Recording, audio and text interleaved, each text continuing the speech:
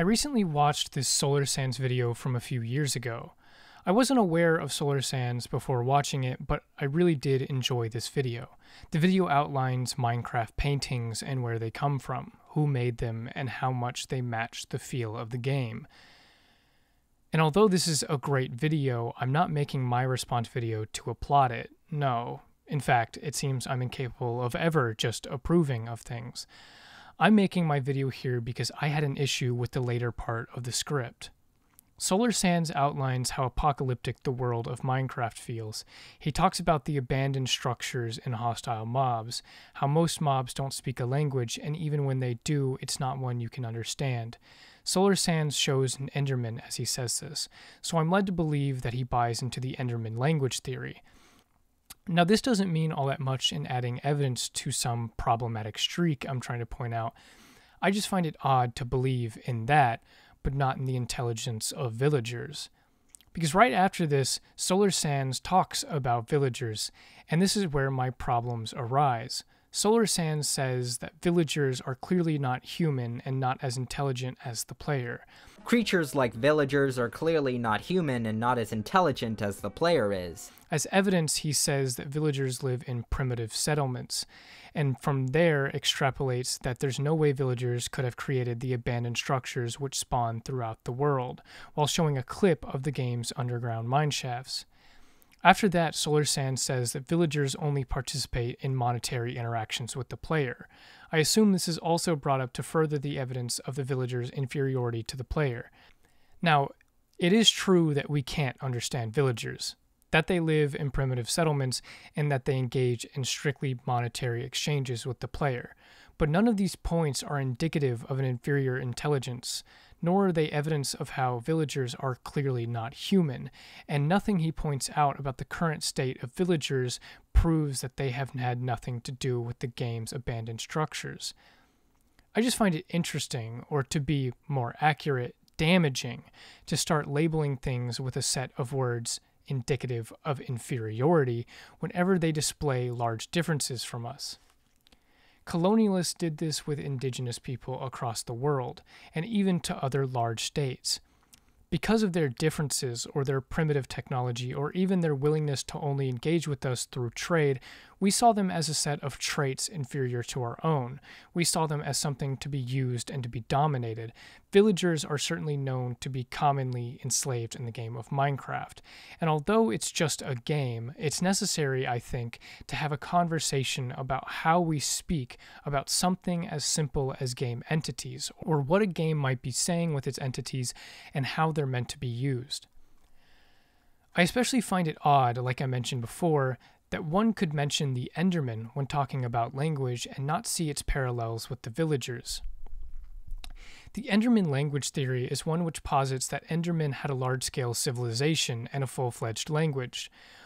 It's mostly based off of a MatPat video, and although interesting, MatPat isn't necessarily a great source for information.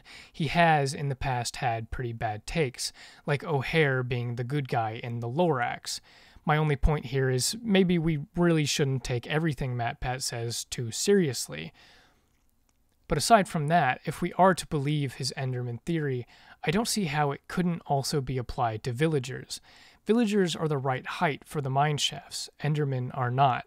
Villagers, despite living in small settlements, engage with their player using emeralds, which is strange because of the fact that states without money rarely manifest, especially not a universal currency.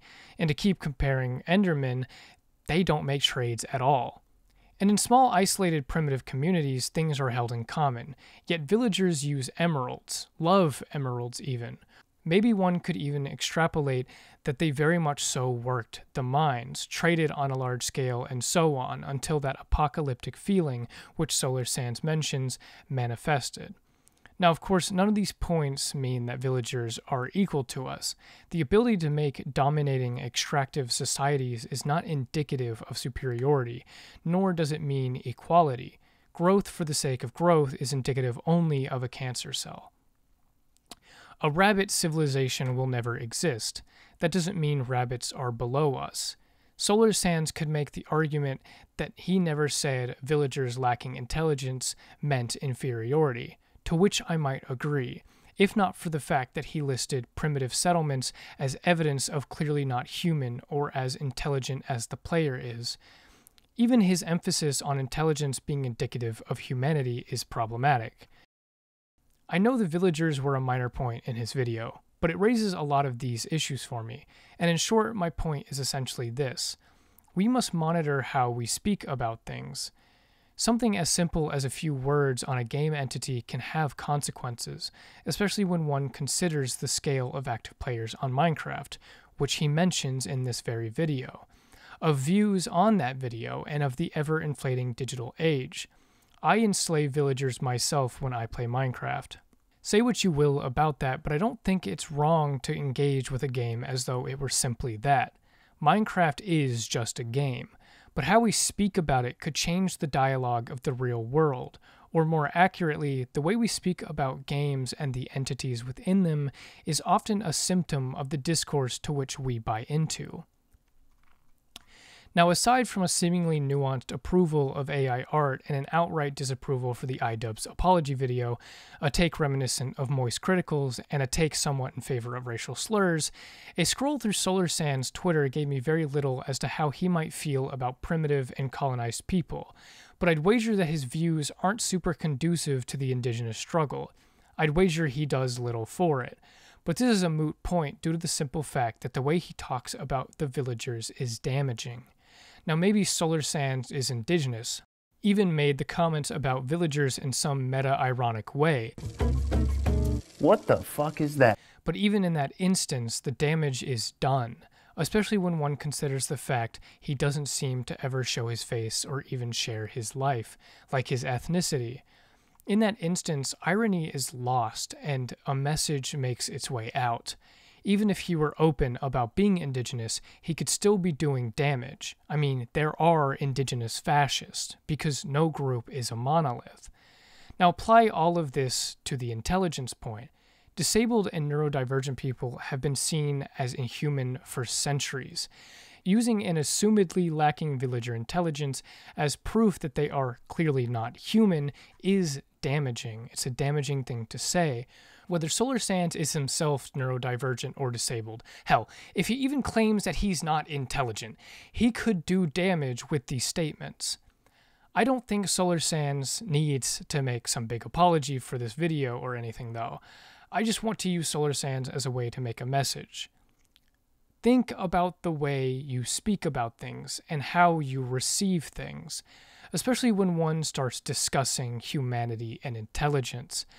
Because sometimes your lived experience has guarded you from the hurt caused by the way things are phrased, and sometimes you don't catch on to dog whistles until you're the one blowing them.